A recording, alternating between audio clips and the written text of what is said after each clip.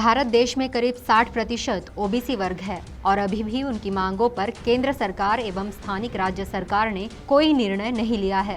राष्ट्रीय ओबीसी महासंघ प्रतिवर्ष 7 अगस्त को उनकी मांगों को लेकर राष्ट्रीय अधिवेशन का आयोजन करता है और इस वर्ष यह अधिवेशन पंजाब राज्य के अमृतसर में आयोजित किया जा रहा है। इस अधिवेशन की जानकारी देने के लिए एक पत्र परिषद का आयोजन किया गया था, जिसमें ओबीसी महासंघ के राष्ट्रीय अध्यक्ष बबन राव तायवाड़े ने इस पत्र परिषद में जानकारी देते हुए कहा, बघा की राष्ट्रीय ओबीसी महासंघ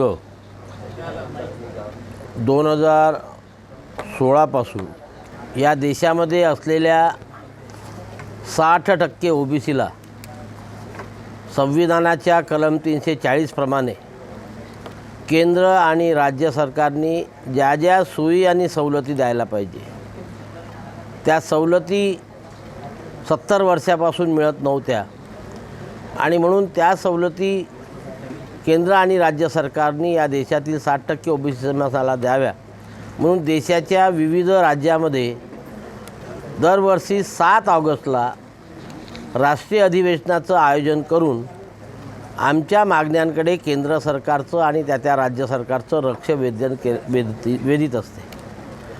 आणि त्यामुळे आजपर्यंत या ओबीसी समाजाच्या विविध मागण्या पूर्ण करण्याकरता 44 शासन निर्णय हे केंद्र आणि महाराष्ट्र राज्य सरकारने मिळून काढलेले आहेत, परंतु अजूनपर्यंतही काही ओबीसी समाजाच्या प्रश्न सुटलेले नाही, समस्या सुटलेल्या नाहीत। आणि म्हणून आमचं आता हे 9वं अधिवेशन येत्या 7 ऑगस्ट रोजी पंजाब राज्यातील अमृतसर येथे होत आहे। या अधिवेशनाच्या दिवशी दिवसभर विविध राज्यातून जे काही प्रतिनिधी येतील त्यांच्या समक्ष ज्या ओबीसी समाजाच्या केंद्र सरकारशी संबंधित प्रमुख मागण्या आहेत, ज्यामध्ये ओबीसी समाजाची जातनिहाय जनगणना झाली पाहिजे हा सर्वात पहिले आमचा ज्वलंत विषय आहे, प्रश्न आहे।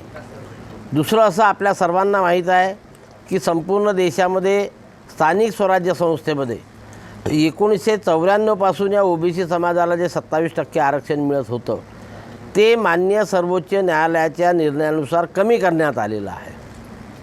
हे जे आरक्षण कमी झालेलं आहे ते आरक्षण संविधानाच्या कलम 243D6 आणि 243T6 याच्यामध्ये अमेंडमेंट करून पूर्ववत 27% करण्यात यावं ही आमची मागणी या ठिकाणी आहे। आणि या रिक्त जागेमध्ये 19% जर ओबीसी आम्ही म्हटलं तर 30 लाखामध्ये 6 लाख जवळजवळ ओबीसीच्या वाट्याच्या जागा आहेत। म्हणून या रिक्त जागा केंद्र सरकारने लवकरात लवकर भराव्या आणि ओबीसी समाजाला न्याय द्यावा ही सुद्धा मागणी त्याच्यामध्ये आहे। संपूर्ण देशामध्ये ओबीसी विद्यार्थ्यांना सर्व व्यावसायिक अभ्यासक्रमाला 100% स्कॉलरशिप देण्यात यावी ही मागणी त्याच्यामध्ये आहे। आमच्या संपूर्ण ओबीसी समाजाचे पितामह ज्यांना आम्ही म्हणतो आणि ज्यांना त्या देवीला आम्ही आई म्हणतो असे महात्मा ज्योतिराव फुले आणि सावित्रीबाई फुले यांना अजूनपर्यंत भारतरत्न दिलेला नाही।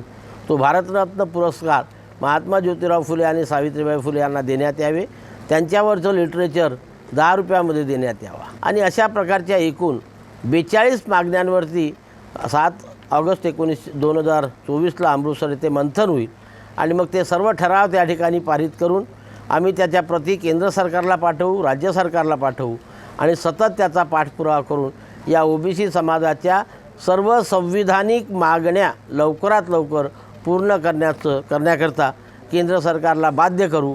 अशा प्रकारच्या या मागण्यांकरता चर्चा होण्याकरता 7 ऑगस्ट 2024चं पंजाब राज्यामध्ये अमृतसर येथे अधिवेशन होऊ घातलेलं आहे। या अधिवेशनाला देशातील ओबीसी समाजांनी जास्तीत जास्त संख्येने उपस्थित राहावं असं आवाहन आपल्या माध्यमातून मी सर्व ओबीसी बंधू भगिनींना करतो आहे।